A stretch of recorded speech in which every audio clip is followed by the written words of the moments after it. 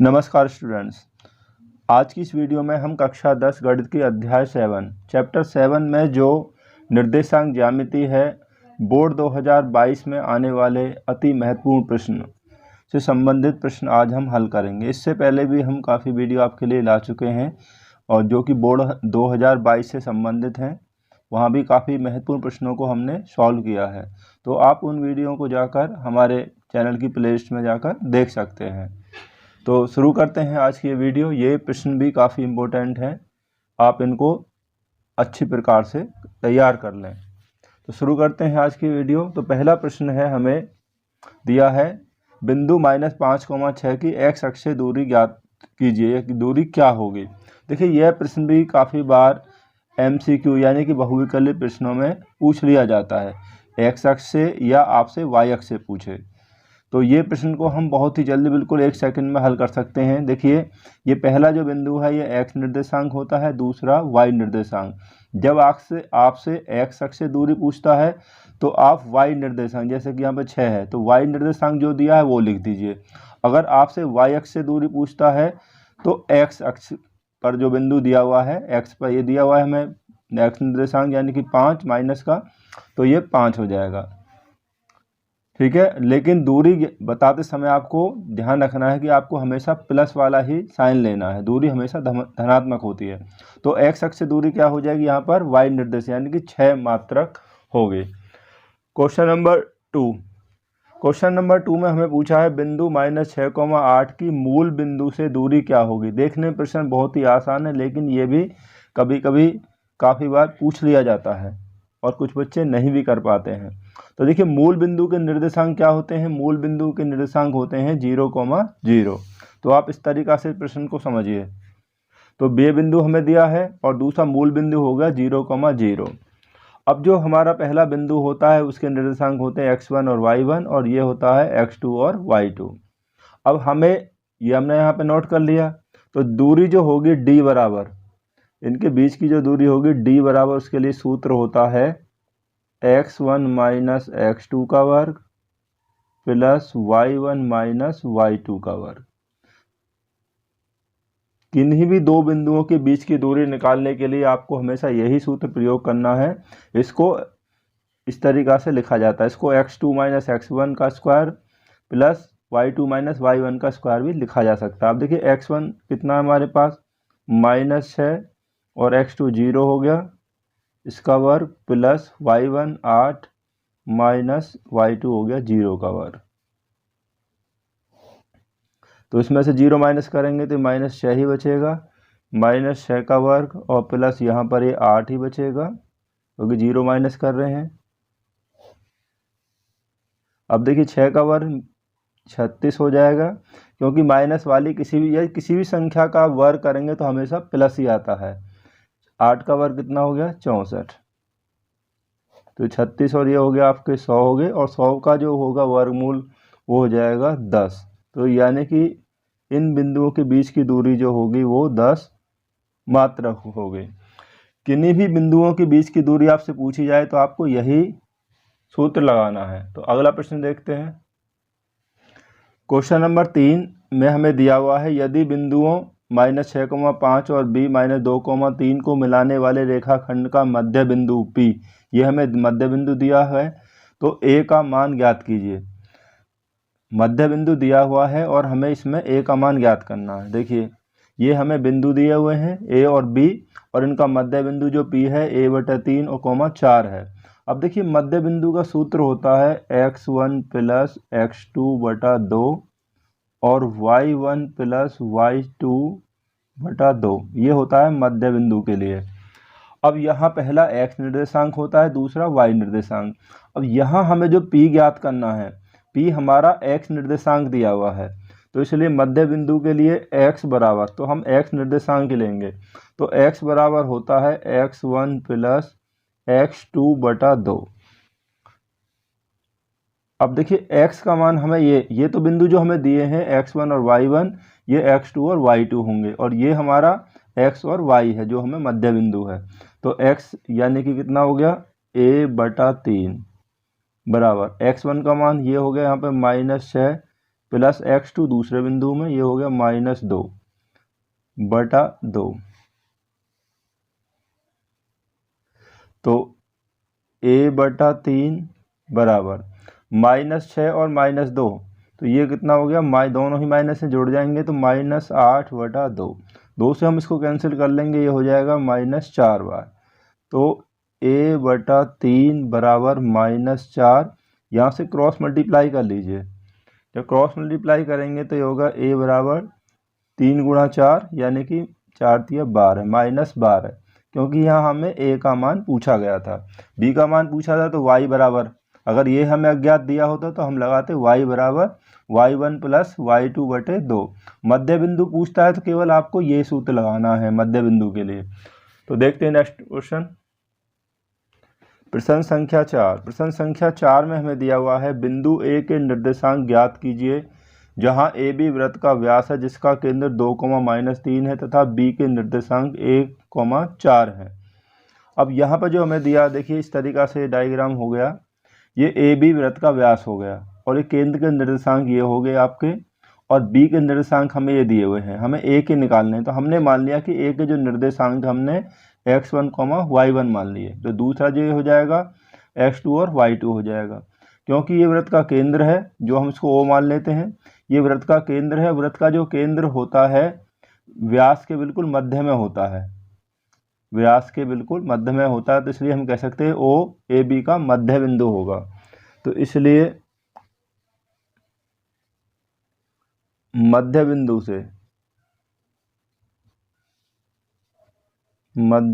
से यानी मध्य बिंदु के सूत्र से हम कह सकते हैं जो ये x बराबर जो होगा, x बराबर x1 प्लस x2/2। अब यहाँ पर जो x ये दिया हुआ है यानी कि 2, ये y होगा, तो 2 बराबर, अब x1 का मान यहाँ से रख लीजिए, x1 का हमें निकालना है, x1 प्लस x2 ये हो जाएगा 1/2। यहाँ से क्रॉस मल्टीप्लाई कर लीजिए, हम क्रॉस मल्टीप्लाई करेंगे तो ये हो जाएगा आपका, यानी कि x1 प्लस 1 बराबर 2 गुणा 2 4। तो x1 बराबर 4 में से घट जाएगा इधर आके, ये हो जाएगा 3। तो x1 हो गया 3। इसी तरीक़ा से हम दूसरा निकाल लेंगे तथा y बराबर होगा y1 प्लस y2/2। और y का मान यहाँ पे हमें दिया है -3, y1 ये हमें ज्ञात करना है, प्लस y2 यानी कि 4। देखिए पहले बिंदु x1 y1 और दूसरे ये होते हैं x2 और y2/2। ऐसे क्रॉस मल्टीप्लाई कर लीजिए इसकी तरह ही। तो यहाँ कुछ नहीं तो 1 मान सकते हैं आप। तो y1 प्लस 4 बराबर, तो यहाँ गुणा करेंगे तो 3 गुणा 2 -6 हो गया। तो y1 बराबर, ये जब इधर आएगा तो ये भी आपका माइनस का हो जाएगा। तो y1 बराबर 6 और 4 10। तो x1 3 हो गया और y1 हो गया -10। तो बिंदु A के निर्देशांक हो जाएंगे 3, -10।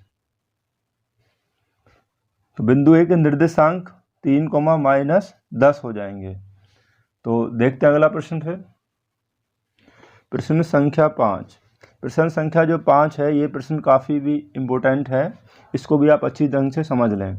यदि बिंदु A 6,1 B C और D ये 3 बिंदु हमें दिए हुए हैं, एक समांतर चतुर्भुज के शीर्ष हैं, तो P का मान ज्ञात कीजिए। यहाँ पर जो दिया है D में एक अज्ञात है, वो P दिया हुआ है, तो हमें P का मान ज्ञात करना है। अब देखिए समांतर चतुर्भुज होता है, पहले आप यहाँ समझिए, ये हो गया हमारा समांतर चतुर्भुज। यहाँ हमने बना लिया इसको ABCD, ये इसके निर्देशांक हो गए, ABCD सभी के निर्देशांक हो गए। अब जो समांतर जो चतुर्भुज होता है उसकी क्या विशेषताएं होती हैं कि जो इसके जो विकर्ण होते हैं, इसका विकर्ण देखिए, एक तो ये हो गया AC और दूसरा हो गया BD, ये एक दूसरे को समद्विभाजित करते हैं। समांतर चतुर्भुज के विकर्ण एक दूसरे को समद्विभाजित करते हैं। अगर हम ये माने कि यहाँ पर O पर समद्विभाजित कर रहे हैं, तो जो O है वो AC का मध्य बिंदु भी होगा और BD का मध्य बिंदु होगा। तो इसलिए हम इसको मध्य बिंदु सूत्र से ही हल कर लेंगे। तो जो AC का मध्य बिंदु होगा, इस AC का जो मध्य बिंदु होगा वही BD का मध्य बिंदु होगा। तब AC का मध्य बिंदु हो जाएगा ये x1 y1 और x2 y2, A और C के लिए ये दोनों। तो x1 कितना हो गया हमारे पास, यहाँ आगे सामने सूत्र लिख देंगे x1 प्लस x2 9 बटे 2 और y1 यानी कि 1 प्लस y2 यानी कि 4 बटे 2। तो ये तो हो गया मध्य बिंदु AC का, बराबर BD का मध्य बिंदु, ये वाला जो BD है इसका मध्य बिंदु B और D ये हैं। तो x1 8 प्लस x2 हो गया P बटे 2 और y1 यानी कि 2 प्लस 3 बटे 2। देखिए अगर हम BD निकालें तो x1 y1 और x2 y2 इस तरीक़ा से होगा। तो नोट 6 15 बटे 2 और यहाँ हो गया 4 और 1 5 बटे 2 बराबर यहाँ हो जाएगा 8 प्लस P बटा 2 और ये हो जाएगा 3 और 2 5 बटा 2। क्योंकि हमें जहाँ P निकालना वो हमारा x निर्देशांक है, तो हम इस x निर्देशांक की जो तुलना करेंगे वो इससे कंपेयर करेंगे x निर्देशांक से ही। तो इसलिए हम यह लिख सकते हैं या 15 बटे 2 बराबर 8 प्लस P बटे 2। 2 से 2 कैंसिल कर लेंगे। यहाँ पे आप लिख सकते हैं कि x निर्देशांकों की तुलना करने पर, तो ये हो जाएगा आपका 8 प्लस P बराबर 15। तो P बराबर होगा 15 माइनस 8 और 15 में से 8 घटा देंगे तो P बराबर हो जाएगा 7 और हमें P का ही यहाँ पर मान ज्ञात करना है। क्योंकि हमें P का ही मान ज्ञात करना है तो इसलिए P ही हो गया।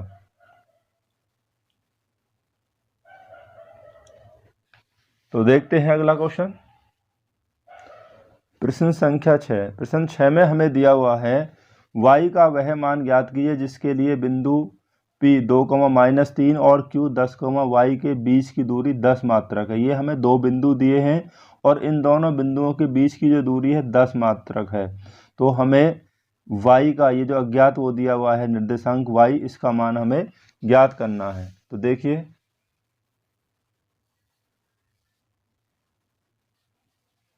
बिंदु P और Q हमें दिए हुए हैं, इनके बीच की दूरी d है। क्योंकि जो बीच की दूरी d बराबर होती है, d का सूत्र होता है x2 माइनस x1 का square plus y1 minus y2 का y2 माइनस y1 का स्क्वायर। देखिए बीच की दूरी d जो होती है x1 माइनस x2 का square plus y1 minus y2 का स्क्वायर भी होती है और हम इसको इस तरीक़ा से लिख सकते हैं। अब यहाँ पर देखिए ये दोनों तरीक़ा से सूत्र लिखा जा सकता है। पहला जो बिंदु है x1 y1 और दूसरा बिंदु होता है x2 और y2। तो x2 माइनस x1 यानी कि x2 हमने यहाँ 10 लिया है, 10 माइनस x1 हो गया ये 2 इसका वर्ग plus y2 minus y1, y2 हमने यहाँ पर y लिया है, y2 माइनस y1 यहाँ ये माइनस का है और यहाँ पहले से माइनस लगा है तो ये प्लस हो जाएगा इसका स्क्वायर बराबर। अब d हमारे पास है 10 तो यहाँ पे हमने रख दिया 10। हम इसको इधर लिख दें या इधर, इससे कोई फ़र्क नहीं पड़ता है। अब 10 में से 2 गई तो यहाँ पर 8 बचेंगे, 8 का स्क्वायर प्लस y प्लस 3 का स्क्वायर, ये रूट ऐसे ही रहेगा बराबर 10। अब यहाँ से हमें ये रूट हटाना है तो हम लिख देंगे दोनों पक्षों का वर्ग करने पर, क्योंकि ये वर्ग रूट का निशान तभी हटेगा दोनों पक्षों का वर्ग करने पर। जब हम वर्ग करेंगे तो यहाँ से रूट हट जाएगा तो यहाँ 8 का वर्ग ये कितना है 64 आ जाएगा और इसको ये y प्लस 3 इसका वर्ग ये ऐसे ही रहेगा बराबर 10 का वर्ग कितना हो जाएगा, 10 का वर्ग हो जाएगा 100।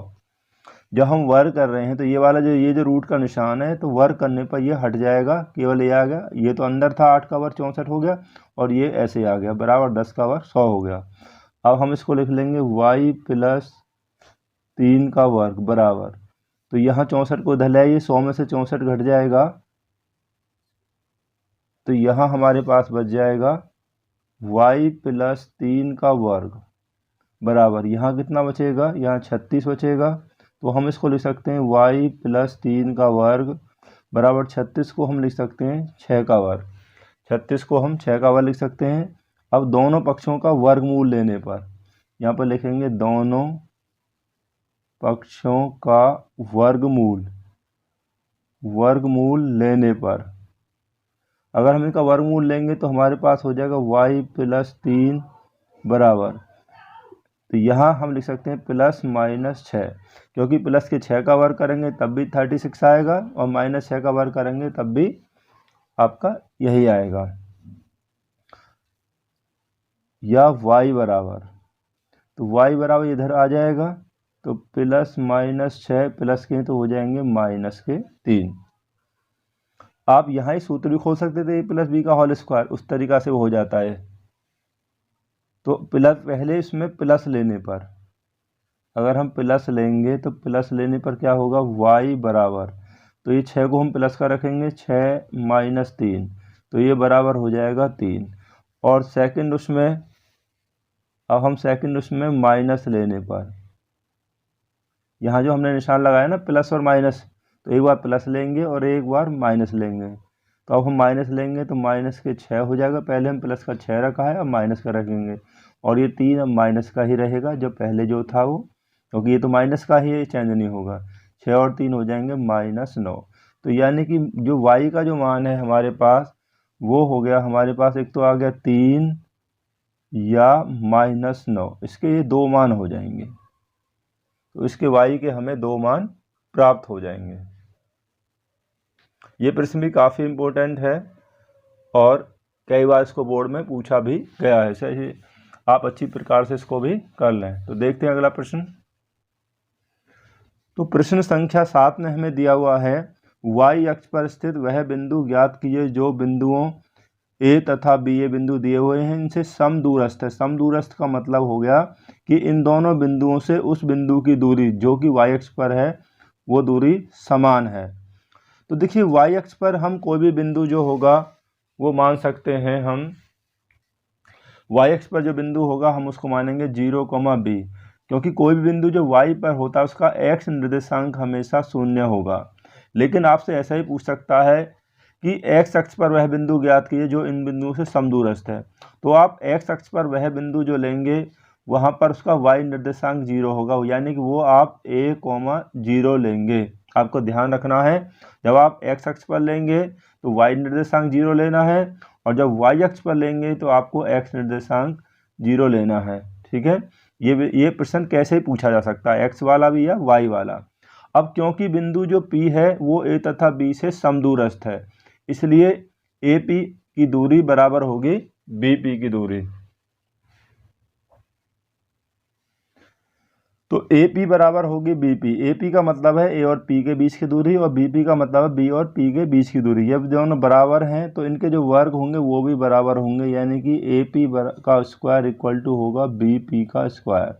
अब देखिए बीच की दूरी का सूत्र ये होता है x1 - x2 का वर्ग प्लस y1 - y2 का वर्ग, ये रूट में आएगा। अब हमने वर्ग कर दिया तो ये वाला निशान है रूट वाला, ये हट जाएगा, वर्ग करने पर ये रूट हट जाएगा। A और P के बीच की दूरी, A ये है A के निर्देशांक और ये P आपका ये है, तो x1 y1 और x2 y2, तो x1 हो जाएगा 6 - x2 0 का वर्ग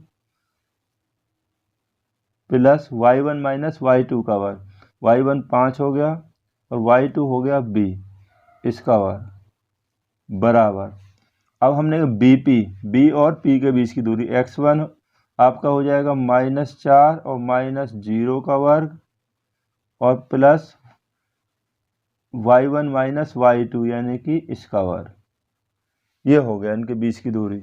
अब हम इसको आगे सॉल्व करते हैं, तो देखिए इसमें से 0 माइनस करेंगे तो आपका 6 ही बचेगा, 6 का वर्ग प्लस यहाँ हो जाएगा, तो यहाँ 6 का वर्ग हो गया, ये 5 - b का वर्ग, इसे हम ओपन कर सकते हैं, तो हम लिख देंगे a स्क्वायर यानी 5 का वर्ग 25 प्लस b स्क्वायर, b का वर्ग क्योंकि माइनस का वर्ग b का वर्ग और -2ab, तो यानी कि इसका गुणा कर लीजिए, पहले 5b का डबल होकर आ जाएगा 10b।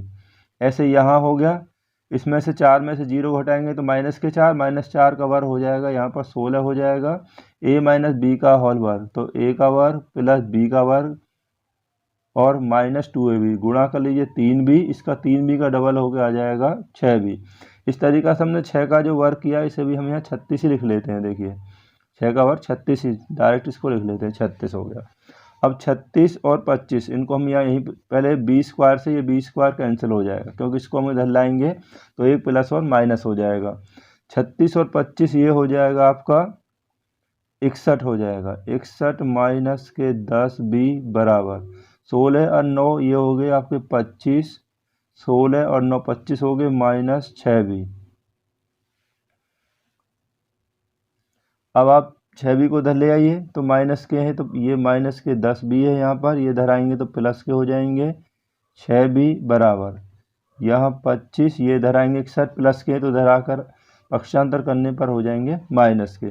10 में से हम 6 माइनस करेंगे, 10 में से अगर हम 6 माइनस करेंगे तो ये हो जाएगा आपका 4 बी बराबर।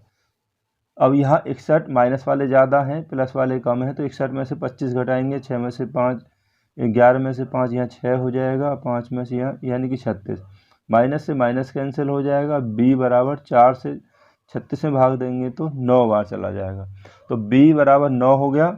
अब हमने जो निर्देशांक माने थे बिंदु पी के जो निर्देशांक थे वो हमने क्या माने हैं, ये 0, बी है। तो बिंदु पी के निर्देशांक, तो बिंदु पी के जो निर्देशांक है 0, बी, अब बी का मान होगा 9 तो 0, 9 हो जाएगा। ये वीडियो थोड़ी सी लंबी है, आप इस वीडियो को आराम से देख सकते हैं एक दो बार में। अगर एक बार में आप नहीं देख पाते हैं तो 2 बार में इसको धीरे धीरे करके देख सकते हैं, लेकिन इसमें बहुत ही महत्वपूर्ण प्रश्नों को रखा गया है जो आपके लिए बहुत ही लाभदायक होगी।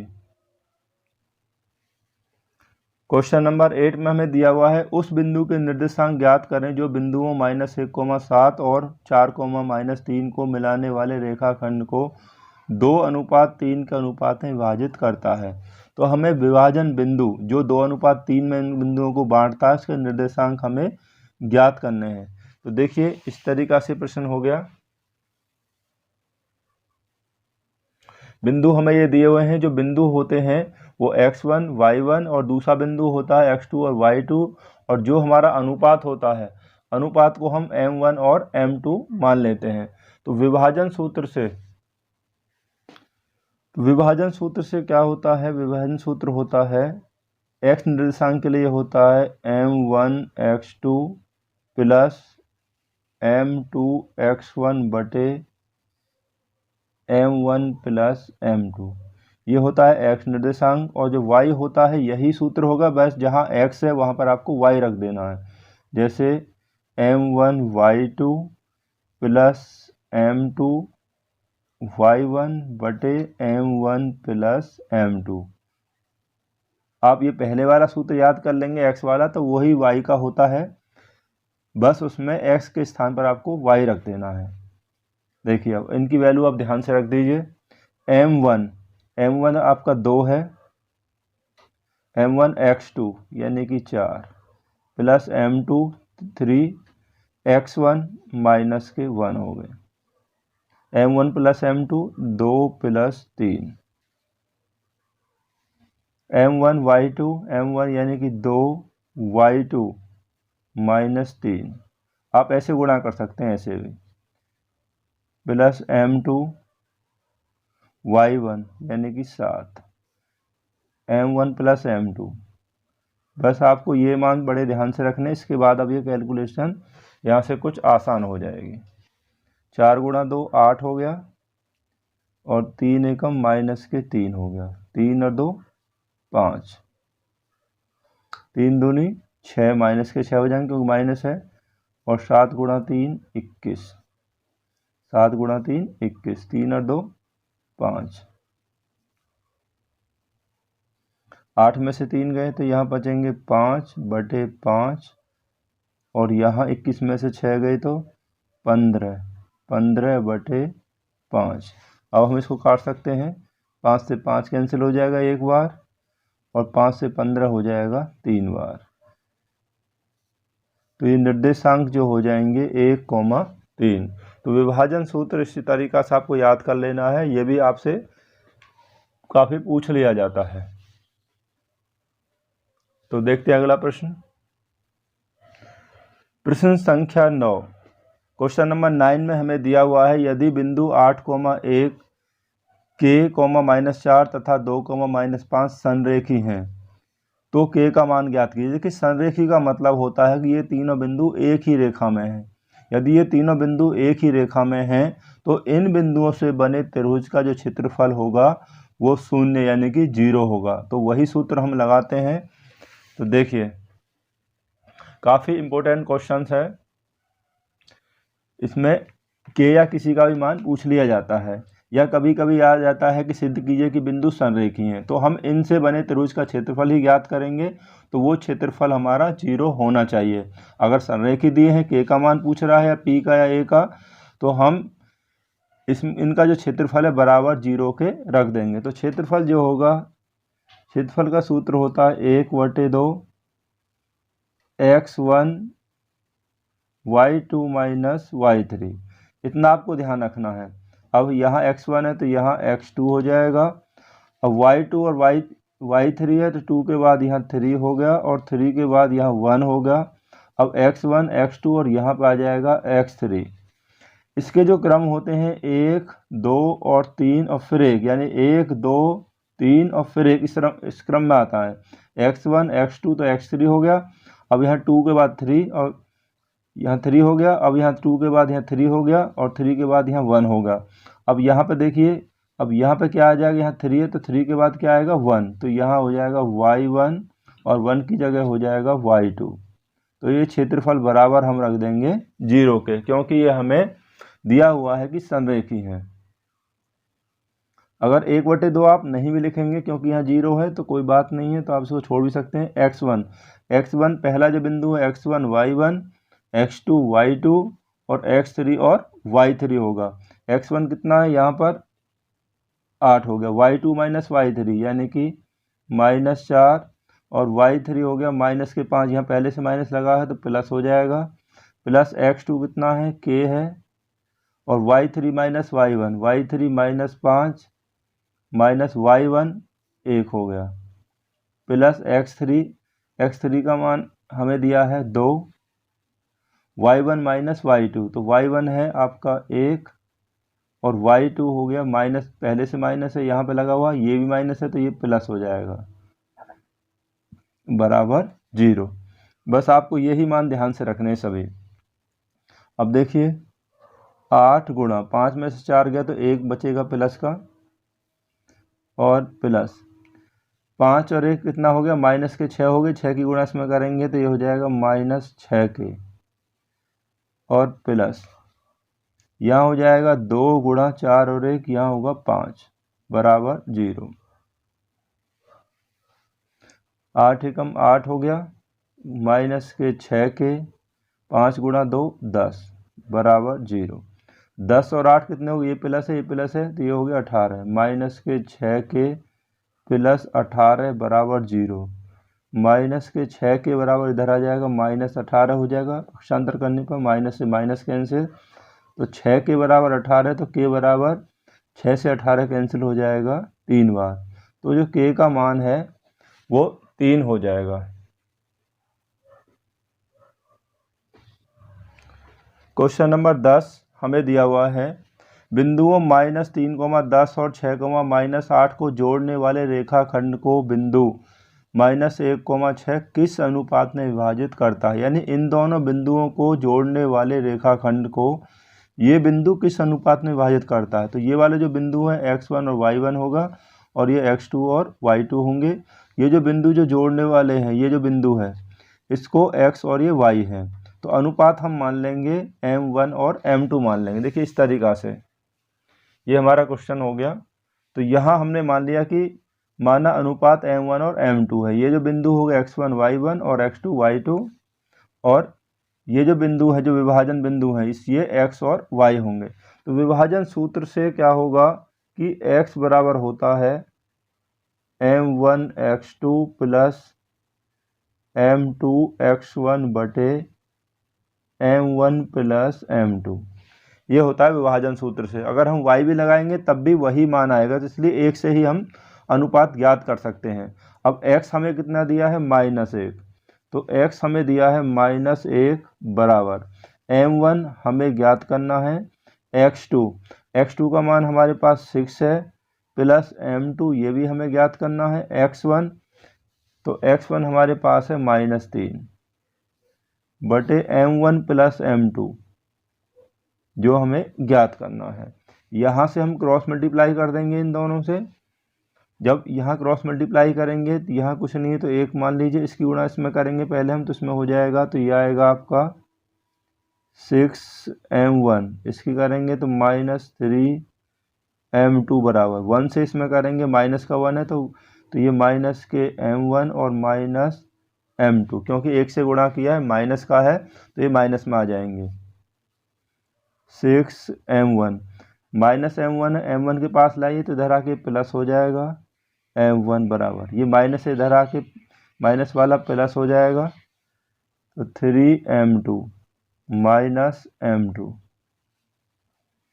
बराबर 6 और 1 कितना हो जाएगा, 7m1 बराबर, क्योंकि 6 और ये इसको 1 मानेंगे, 7m1 बराबर 3 में से 1 माइनस हो जाएगा तो ये बचेगा 2m2, या m1 बटे m2 को धर लाएंगे गुणा, ये हम मल्टीप्लाई में धरा के डिवाइड में आ जाएगा, यानी भाग के रूप में, बराबर, तो 2/7 इधर आएगा तो ये भाग के रूप में आएगा।